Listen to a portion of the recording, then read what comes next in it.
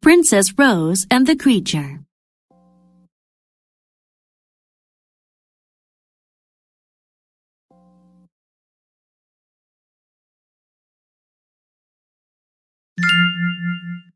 There was once a beautiful princess named Rose. Her mother, the queen, however, was not as beautiful as the princess. The queen felt bad that she was not the most beautiful woman in the kingdom anymore. She was tired of competing with her daughter. She made a decision. She prepared a drink for the princess. After the princess drank it, she fell asleep. Then the queen took the princess to the forest. She left the princess there. It was a very serious thing to do. Either she will be killed by animals or she will get lost in the forest, the queen thought. The princess had a dream. She dreamed about a man with brown hair and brown eyes. It was the man she would wed. The princess woke up. She saw a strange creature on the ground. It looked like a man, but he was hairy and green. He had horns on his head and a pig's nose. The creature said, "Did I scare you? I hope not. Let me introduce myself. I am Henry." "I am not scared. To tell you the truth, I think you are cute," said Rose. Rose and Henry spent the day together. They collected berries, caught fish, and had lunch. They had a very good day filled with nice conversations. "Rose, I have to go home," said Henry. "My ship will sail home soon. I can't leave you here in the forest alone. Will you come with me?" Rose was very happy. She gave Henry a kiss right on his pig nose. As soon as she kissed Henry, he began to change. His pig nose turned into a man's nose. His horns and green hair went away. Standing in front of her was the man Rose had dreamt about. Rose and Henry were married, and they lived happily.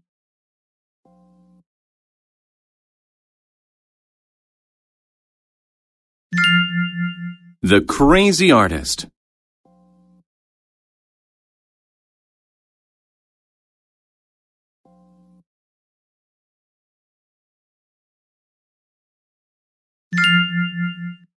Fraunhofer was the best artist in the world. Everyone loved him. The quality of his paintings was very high. He always used the best materials. He made a big profit from his paintings. He had delicious meals with his rich neighbors. He taught art classes. Life was good. Then his attitude changed. He stopped selling paintings and teaching. He tried a new method of painting.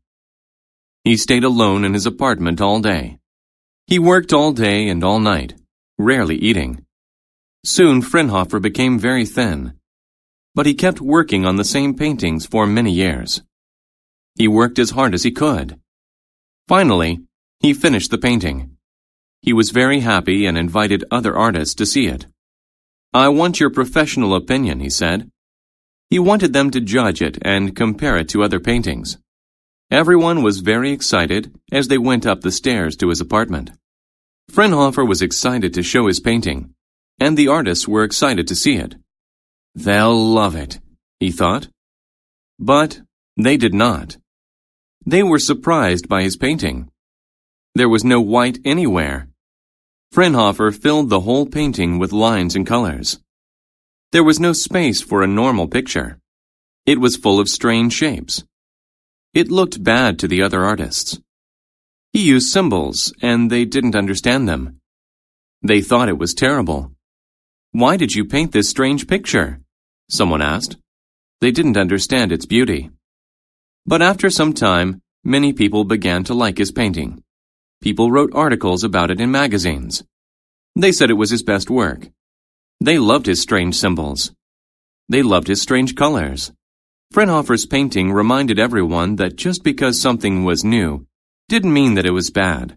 He also helped them to realize that sometimes it takes people a little time to understand great things.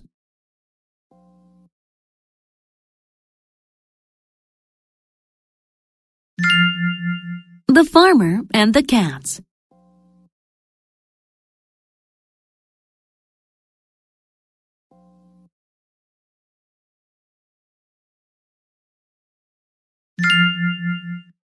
Arthur was a responsible farmer, and Maria was a nice lady. But they were poor. They owed the town lord money for their land. One summer, their farm burned. One structure caught fire, and most of the animals ran away. Only the cat stayed. So Arthur and Maria had to bring in their crops without an animal's help. On a fall day, the Lord demanded his money. Arthur asked if the Lord could wait until he brought in his crops. The Lord was angry. He raised his hands high and yelled, "Pay me by the end of the week. If you don't, I will increase the money you have to pay. I might put you in a jail cell." So Arthur and Maria worked until there was blood on their hands. They finished 4 lines of corn and went to bed. But the next morning, 8 lines were finished. "Maria, didn't we stop in this spot here?" Arthur asked. "Yes, that is correct, and the tools were in a different position too," Maria said. They were surprised and happy. That day, they worked hard and finished 5 lines. But in the morning, 10 lines were done. Each day, they did a lot of work. Each night, someone else did an equal amount of work. In a week, the whole field was finished. "Tomorrow I will sell the crops and pay the Lord," Arthur said. But that morning, the crops were gone. A bag was in the middle of the field. It contained money. "Maria, let's see who has helped us work." Through a hole in the wall, they saw a funny sight. The cats were dancing in the field and eating corn. Now Arthur knew what had happened. The cats had worked at night. After that, Arthur was very nice to his cats and fed them lots of corn.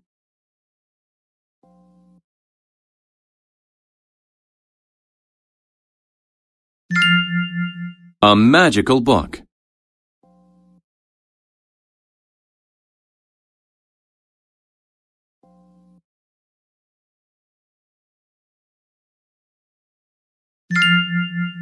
Sarah loved to read. She read novels and poems. She loved the beautiful descriptions and phrases. She loved reading work from poets and novelists. She didn't like video games or technology. She was on the basketball team, but she didn't like sports. Her parents made her play basketball. In fact, Sarah's parents made her do many things, but she didn't want to do those things. She just wanted to sit and read all day. One day, a small book came in the mail. It was for Sarah. The book looked very special. It was printed on sheets of gold. Sarah began to read. The outline of the story was simple.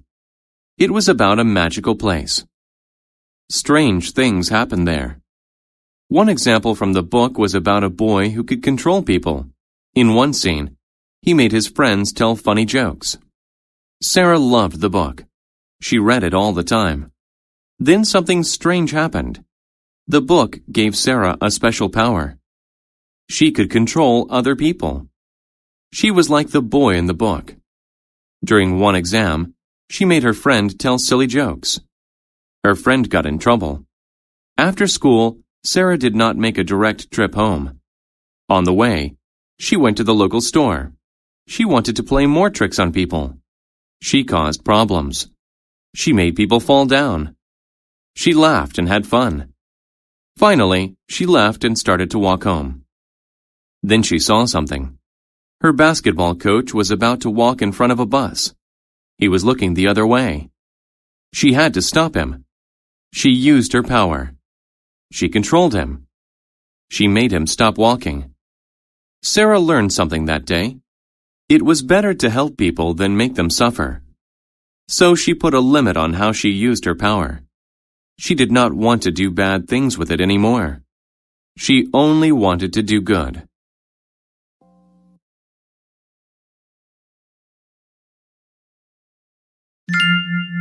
The Big Race.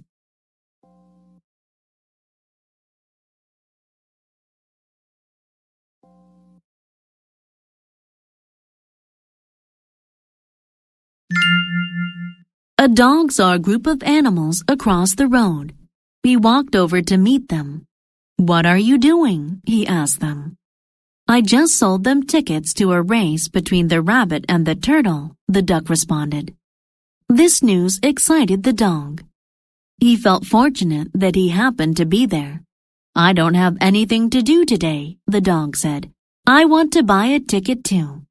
The dog sat down to observe the race. The race would be extreme. It would be many kilometers in length. The rabbit and the turtle stood next to each other.